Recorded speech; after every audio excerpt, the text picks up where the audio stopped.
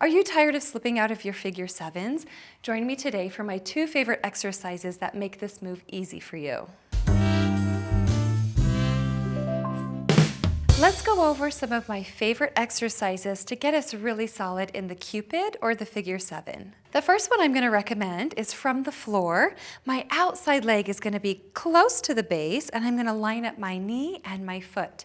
Lifting through that standing leg, create as much length as you can up and out away from the pole. Taking that inside leg up at the knee, very important to make sure that the knee is a little bit lower than the hip. From here, I've got a nice extension out towards the side.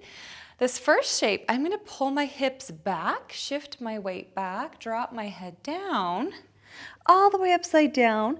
And then from the hips, squeezing, take the energy forward, squeeze, squeeze, squeeze.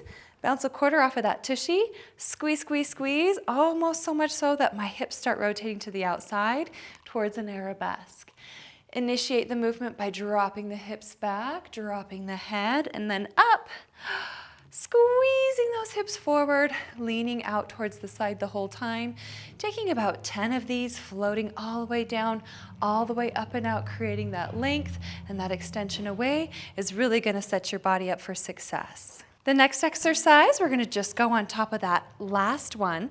This one works when I'm able to push those hips forward so much that my hips are going to actually be in front of the pole.